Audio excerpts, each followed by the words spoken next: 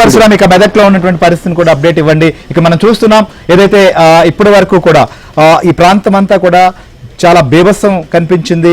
వరద తీవ్రత పెరగడంతో అనేక ప్రాంతాల్లో రాకపోకలు కూడా స్తంభించాయి. మొదటిసారిగా కాశ్మీర్ కన్యాకుమారి NH-44 కూడా రాకపోకలు నిలిచిపోయినటువంటి స్థాయిలో వర్షాలు వరదలు వచ్చాయంటే కూడా మనం పరిస్థితిని అర్థం చేసుకోవచ్చు. హైవే మీద రాకపోకలు పూర్తిగా నిలిచిపోయాయి.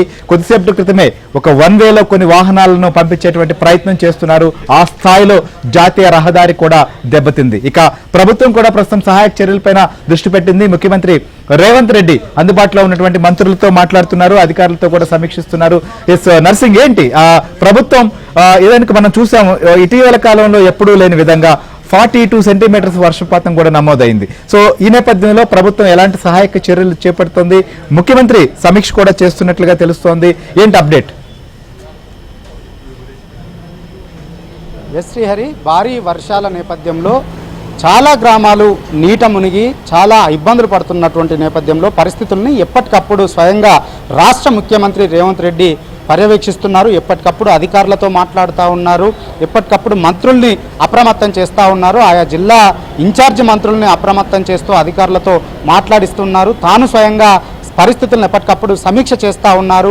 అధికారులకు కీలకమైనటువంటి ఆదేశాలను జారీ చేస్తూ ఉన్నారు. ఎలాంటి సహాయక చర్యలు కావాలన్నా, రాష్ట్ర ప్రభుత్వం నుంచి ఏ విధమైనటువంటి సహాయం కావాలన్నా అందించడానికి ప్రభుత్వం సంసిద్ధంగా ఉంది. కానీ ఎక్కడా కూడా ఆస్తి నష్టం చాలా తగ్గించే విధంగా అధికారులంతా కూడా నిరంతరం అందుబాటులో ఉండి పనులను పర్యవేక్షించాలి, పనులను చెయ్యాలి అని చెప్పి ఆయన ఆదేశాలు జారీ చేశారు.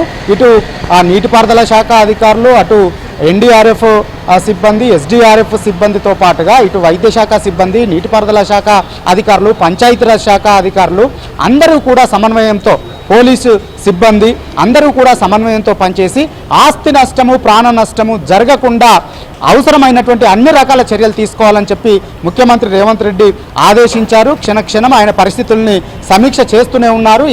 ఏ సమావేశంలో ఉన్నా, ఏ సమీక్షలో ఉన్నా కూడా ఆయన నిరంతరం గంటకి ఆ జిల్లాల్లో ఉన్నటువంటి పరిస్థితుల్ని ఆయన సమీక్ష చేస్తూ ఉన్నారు. ప్రధానంగా ఈ మెదకు, నిజామాబాదు, రాజన్న సిరిసిల్ల, నిర్మల్ వంటి జిల్లాల్లో వర్ష ప్రభావం తీవ్రంగా ఉండడము, అక్కడ కొన్ని గ్రామాలు నీట మునిగినటువంటి నేపథ్యంలో అక్కడ ఉన్నటువంటి ప్రజల్ని రెస్క్యూ చేసి ఇమ్మీడియట్గా బయటికి తీసుకురావడము, పునరావాస కేంద్రాల్లో వాళ్ళని ఉంచడము, వారికి అవసరమైనటువంటి అన్ని రకాల ఆహార సదుపాయాలు కావచ్చు, వైద్య సదుపాయాలని కూడా కల్పించడం వంటి చర్యలు తీసుకోవాలని చెప్పి ముఖ్యమంత్రి రేవంత్ రెడ్డి ఆదేశించారు.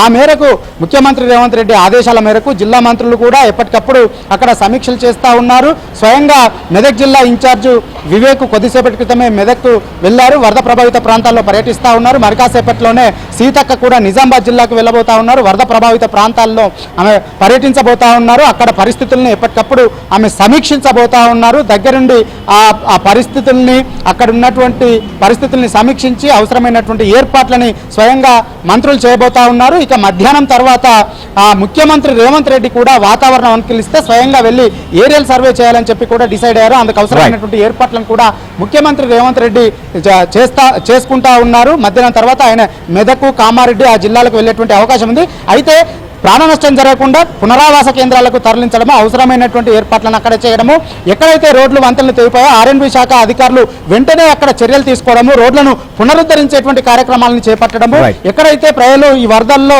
చిక్కుకొని ఇబ్బందులు పడతా ఉన్నారో అక్కడ అవసరమైతే ఆర్మీతో మాట్లాడి చాపర్లను తెప్పించుకొని వారిని బయటికి తీసుకొచ్చేటువంటి చర్యలు తీసుకోవడం వంటి చర్యలన్నింటినీ కూడా రాష్ట్ర ప్రభుత్వం చేస్తూ ఉన్నది. శ్రీహరి, రైట్ నర్సింగ్, మీరు అప్డేట్ అందిస్తూ ఉండండి. ఒక్కసారి మనం ఏదైతే ప్రజా రవాణాకు కూడా తీవ్ర అంతరాయం ఏర్పడింది. ముఖ్యంగా రైళ్ల రాకపోకలకు కావచ్చు, లేదా బస్సులు రాకపోకలకు కొన్ని జిల్లాల మధ్య పూర్తిగా సంబంధాలు తెగిపోయేటువంటి పరిస్థితులు నెలకొన్నాయి. దీని మీద అప్డేట్ అందించేందుకు నుమాన్ మనతో పాటు లైవ్ లో సిద్ధంగా ఉన్నారు. ఇక ఖమ్మం జిల్లాలో కూడా వర్షాలు ఎడతెరిపి లేకుండా కురుస్తున్నాయి. దీనికి సంబంధించి